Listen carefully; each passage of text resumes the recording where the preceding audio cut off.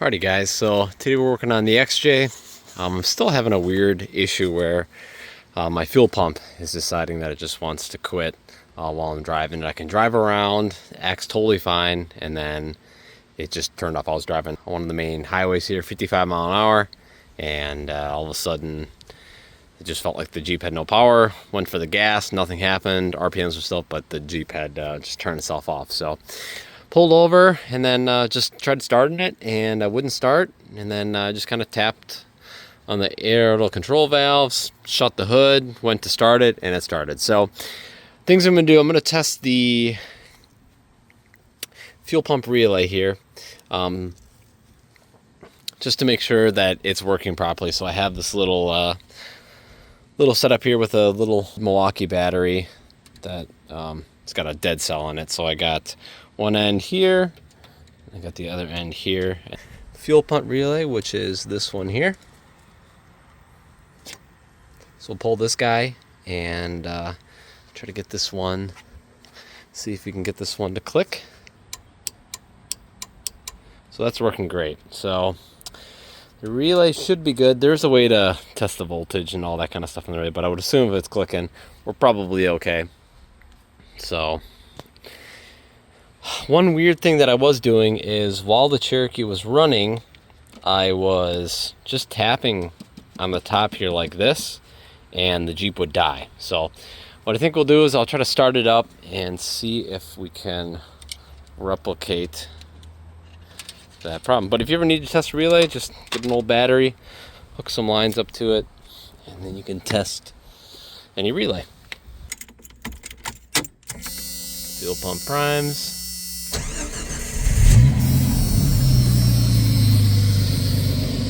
Sounds great.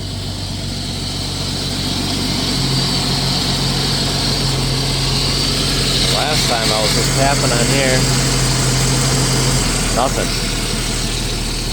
So I don't know. Not exactly sure what's up with it. But I did buy a new fuel filter, so I'm going to do that. And then I also have a fuel tester that we're going to see what pressure the fuel pump's putting out right now. So I'm going to do that. Here's the fuel pressure kit I bought. It just screws on right to the service port right there. And so we'll put this on, start it up, and see what kind of pressure we got. Let's start it up here.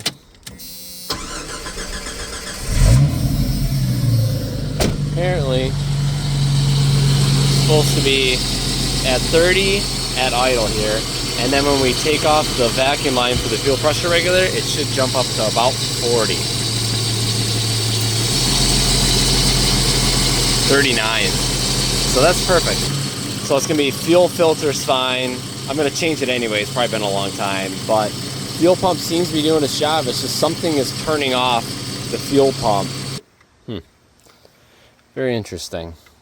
So I don't know, I did clean out the bottom. I took this guy off and cleaned the bottom. It was a lot of just dirt and gunk, so I sprayed it out, so maybe that did it. Alrighty, so I'm gonna take the battery, disconnect the battery, and then pull all of these relays off, and then spray it with some electrical cleaner. Just get this as clean as possible. There's like some,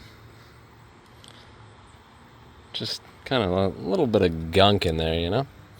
So we'll go ahead and I'm gonna pull this off here and clean that out. Get a little needle nose pliers and squeeze these little plastic guys out like that.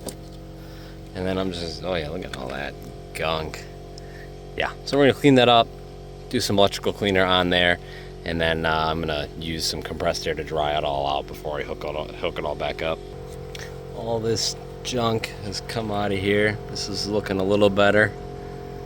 I think this is all just like really old grease and stuff that they use to keep the connectors nice, but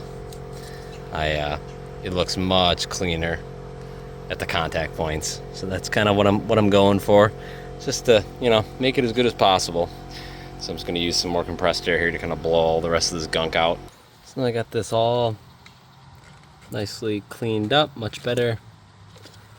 Not as grimy in there. I don't know if that really did anything, but you know, it doesn't hurt. We'll go ahead and reattach this sucker.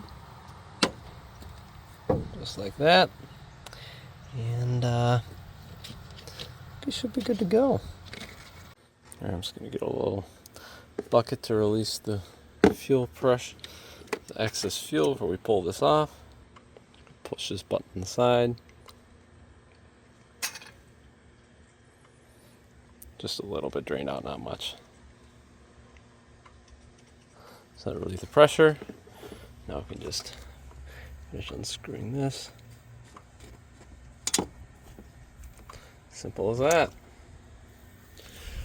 Nice little kit though. It's like $30 on Amazon. You get a bunch of different fittings. So if you got something really old or a little bit more modern, you can pretty much do it all. That's very interesting. So pretty much back to square one. I really have no idea. So I checked the ground. I'll show a picture of what it looks like, but there's a ground back on there for the fuel pump. That's perfect. It's like a chassis ground, and perfectly fine back there. And I deleted that fuel pressure, or I deleted the ballast resistor in the other video by just bypassing it. So that's not the issue either. So I'm not entirely sure. I mean, that white Comanche I had, the ECU was bad, but I already took the ECU out of this and just checked all the connectors and the amps and stuff like that. And they look totally fine. Nothing's like broke or cracked like that white truck was. So not really sure. And I'm happy to see that the fuel pressure is where it's at. I was a little concerned that maybe, the fuel pump was already going bad or something weird. Alrighty, got the new fuel filter. Comes with some nice clamps as well, but I think I'm going to reuse the whole style clamps that come underneath the Cherokee. And there she is.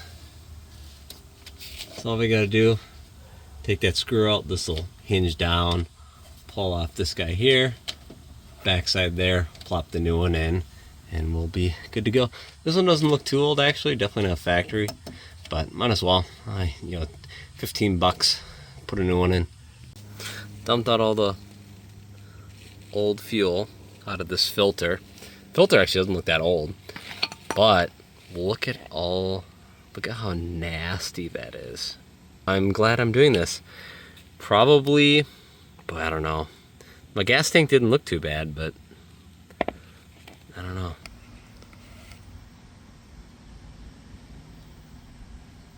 It's like a gritty, literally feels like sand.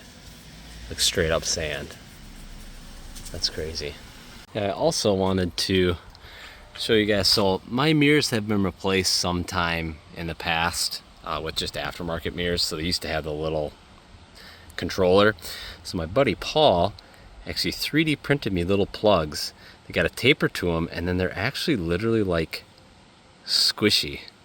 I don't know, he's like a 3D printing wizard. So I asked him to print this for me, and it fits literally perfectly and finishes that off real nice. So here it is on the driver's side. Looks fantastic. So big shout out to Paul for doing such a great job. And that way in the wintertime I don't have cold air blowing at me through that little cap.